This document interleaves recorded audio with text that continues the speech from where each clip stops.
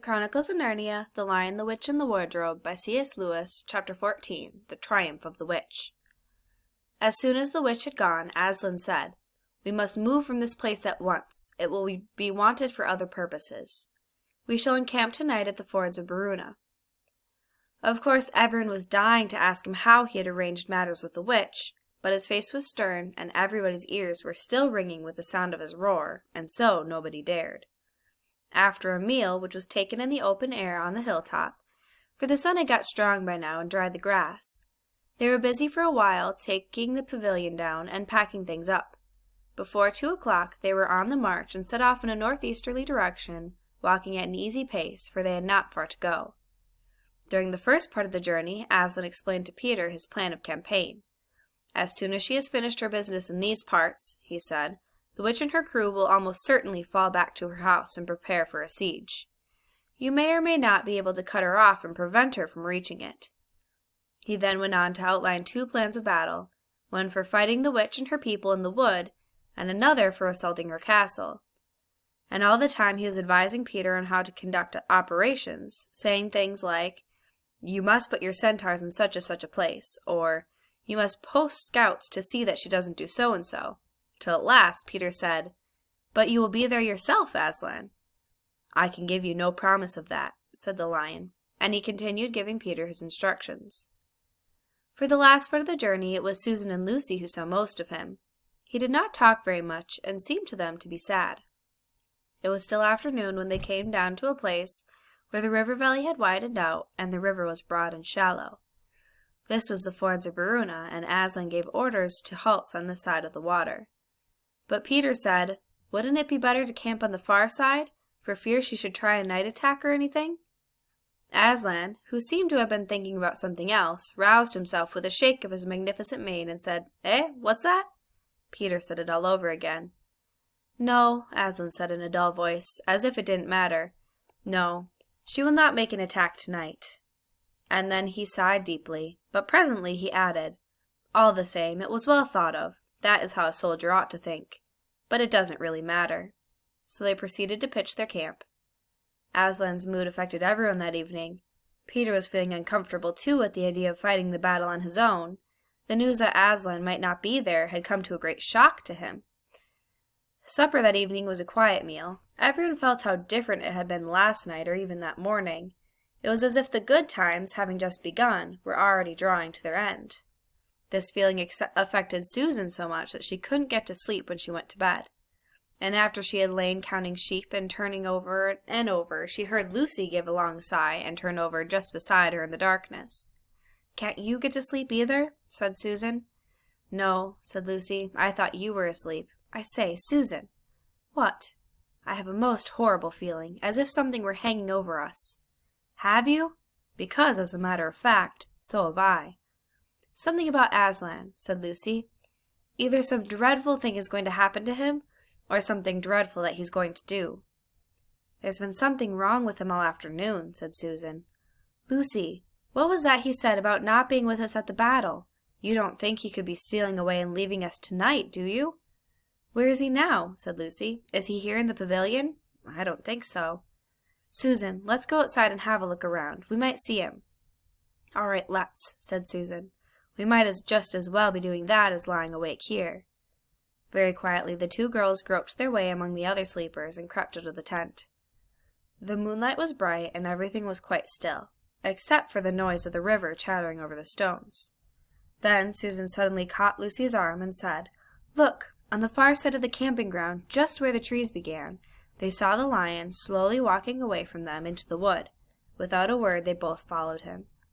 He led them up the steep slope out of the river valley, and then slightly to the right, apparently by the very same route which they had used that afternoon in coming from the hill of the stone table.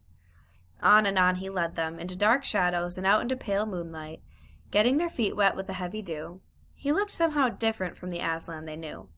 His tail on his head hung low, and he walked slowly as if he were very, very tired. Then, when they were crossing a wide open place where there were no shadows for them to hide in, he stopped and looked around. It was no good trying to run away, so they came towards him. When they were closer, he said, "Oh, children, children, why are you following me?" "We couldn't sleep," said Lucy. and then felt sure that she need say no more, and that Aslan knew all they had been thinking.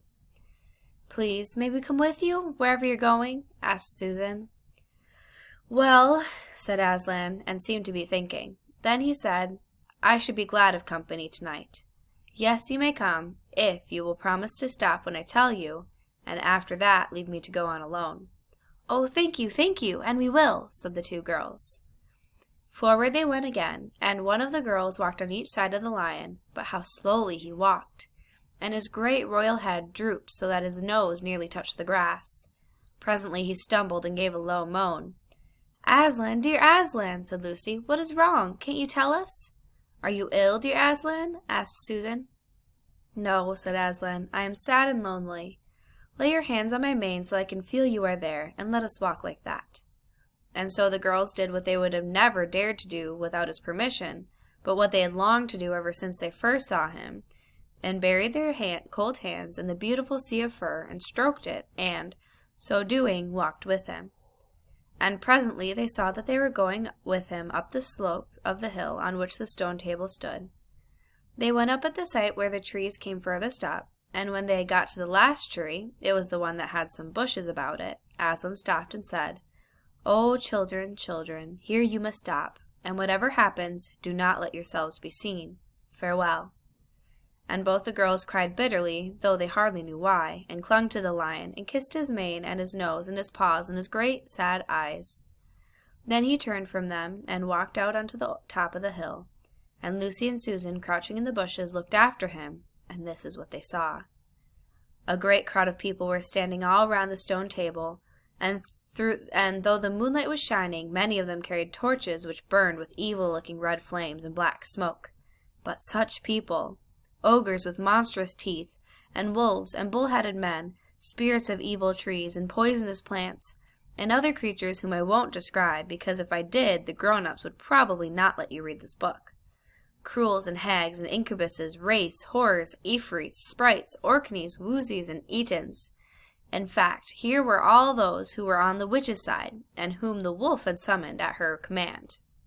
And right in the middle, standing by the table, was the witch herself. A howl and a gibber of dismay went from the creatures when they first saw the great lion pacing towards them, and for a moment even the witch seemed to be struck with fear. Then she recovered herself and gave a wild, fierce laugh. "The fool!" she cried. "The fool has come! Bind him fast!" Lucy and Susan held their breaths, waiting for Aslan's roar and his spring upon his enemies, but it never came. 4 hags, grinning and leering, yet also, at first, hanging back, and half afraid of what they had to do, had approached him. "Bind him, I say!" repeated the White Witch. The hags made a dart at him and shrieked with triumph when they found that he had made no resistance at all. Then others, evil dwarfs and apes, rushed in to help them, and between them they rolled the huge lion over on his back and tied all his 4 paws together, shouting and cheering as if they had done something brave, though, had the lion chosen, one of those paws could have been the death of them all. But he made no noise, even when the enemies, straining and tugging, pulled the cords so tight that they cut into his flesh. Then they began to drag him towards the stone table. "Stop!" said the witch. "Let him first be shaved." Another roar of mean laughter went up from her followers, as an ogre with a pair of shears came forward and squatted down by Aslan's head. Snip, snip, snip went the shears, and masses of curling gold began to fall to the ground. Then the ogre stood back, and the children, watching from their hiding place, could see the face of Aslan looking small and different without its mane. The enemies also saw the difference. "Why, he's only a great cat, after all!" cried one.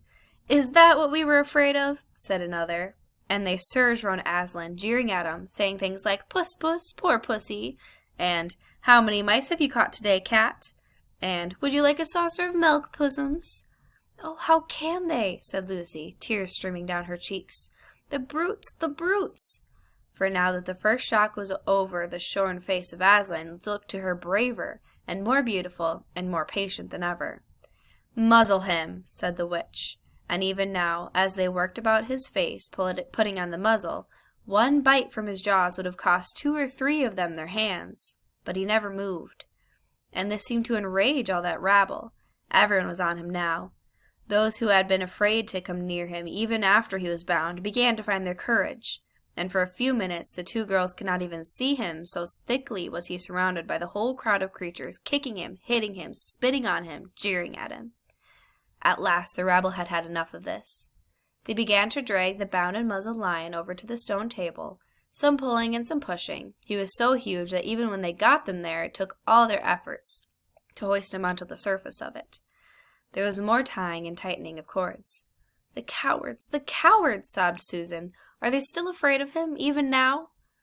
When once Aslan had been tied, and tied so that he was really a mass of cords, on the flat stone, a hush fell in the crowd. 4 hags, holding 4 torches, stood at the corners of the table. The witch bared her arms as she had bared them the previous night when it had been Edmund instead of Aslan. Then she began to whet her knife. It looked to the children, when the gleam of the torchlight fell on it, as if the knife were made of stone, not of steel, and it was of a strange and evil shape. At last she drew near. She stood by Aslan's head. Her face was working and twitching with passion, but his looked up at the sky, still quiet, neither angry nor afraid, but a little sad. Then, just before she gave the blow, she stooped down and said in a quivering voice, "And now who has won? Fool, do you think that by all this you would save the human traitor? Now it will kill you instead of him, as our pact was, and so the deep magic will be appeased. But when you are dead, what will prevent me from killing him as well? And who will take him out of my hand then? Understand that you have given me Narnia forever. You have lost your own life, and you have not saved his. In that knowledge, despair and die." The children did not see the actual moment of the killing. They couldn't bear to look, and it covered their eyes.